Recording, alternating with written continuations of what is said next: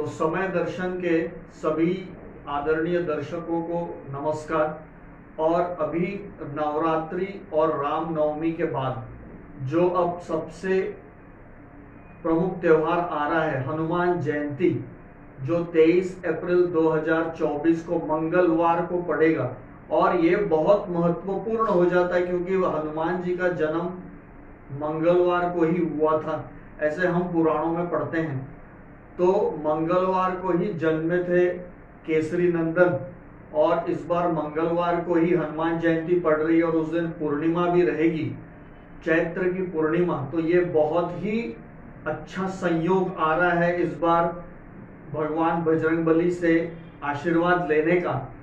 और अंक शास्त्र के हिसाब से भी हम जब देखते हैं तो 2024 जो है इसको जोड़ेंगे तो 8 का अंक आता है, और 8 जो है वो शनि का अंक है।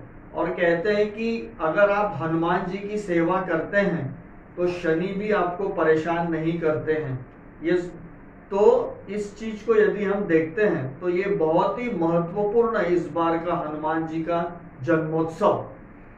और राम भक्त हनुमान, अंजनी के पुत्र, पवन पुत्र जो इन्हें कहा जाता है, तो ये इनका जो जन्म हुआ था उस समय पुराणों में ऐसा वर्णित है कि जब राजा दशरथ इस बात से परेशान थे कि मैं इतना वैभवशाली राजा हूं लेकिन मेरी कोई संतान नहीं है, तो उनके कुल गुरु वशिष्ठ ने उन्हें कहा था कि यज्ञ कीजिए पुत्र की इच्छा से।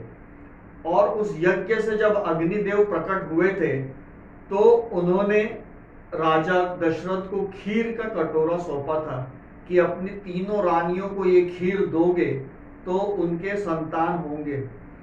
अब वही खीर एक पक्षी भी, ऐसा वर्णित है कि एक पक्षी ने भी उस खीर को थोड़ा सा लेके उड़ गया था, और वो उड़ते उड़ते जिस जगह से गुजरा वहीं पे शिव भगवान की तपस्या कर रहे थे अंजनी और पवन पुत्र की, उन्हें भी पुत्र चाहिए।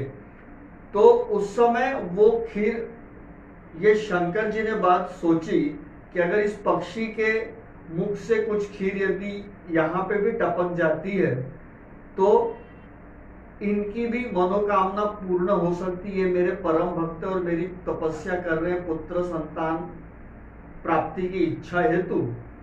और उस कारण से पवन पुत्र बजरंगबली इनका जन्म हुआ, और बचपन से ये बहुत शक्तिशाली, बहुत ऊर्जावान, बहुत नटखट थे।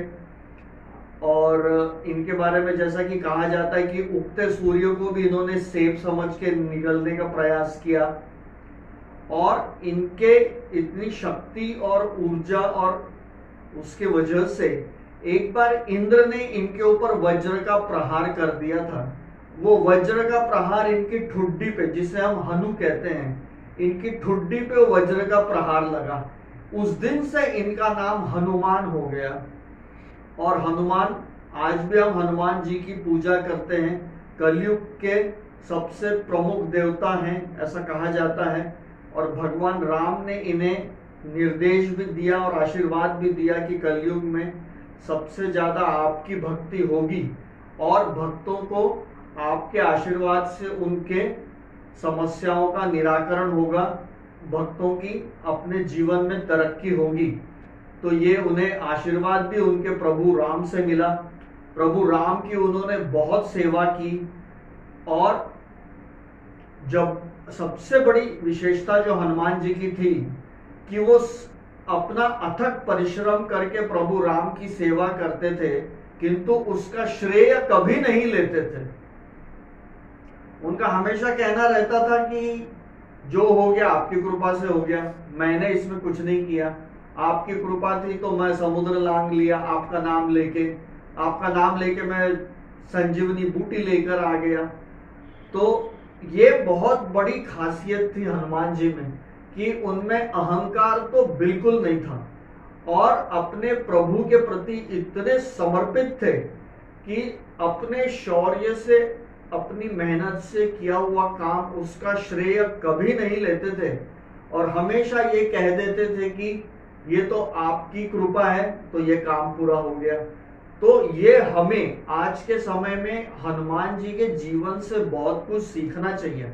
हनुमान जयंती, हनुमान जन्मोत्सव बहुत हर्षोल्लास से धूमधाम से मनाना चाहिए, ये बात तो उतना ही सच है।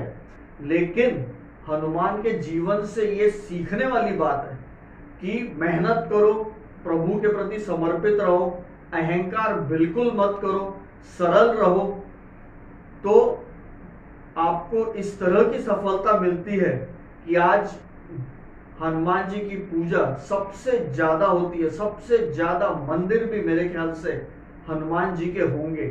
तो इसके लिए हनुमान जी का ये जो स्वभाव है, हनुमान जी में बिल्कुल अहंकार नहीं है, वो अपना सभी कार्य प्रभु को समर्पित कर देते हैं, अहंकार उनके अंदर बिल्कुल नहीं है। ये हमें हनुमान जी से ये सीखना चाहिए। तो हनुमान जी आप कह सकते हैं कि हमें ये पूरे अच्छे गुण सिखाने के लिए आए हैं, तो हमें उनकी कृपा तो प्राप्त करना ही है, उनकी खूब पूजा, खूब जय जयकार करना ही है। साथ ही साथ उनके जीवन से ये बहुत महत्वपूर्ण गुणों को सीखना भी है। तो हनुमान जयंती मनाना एकदम साकार होगा। तो इसके साथ मैं यहाँ पे आप लोगों से इजाजत चाहूंगा। हनुमान जयंती की शुभकामना, धन्यवाद और नमस्कार।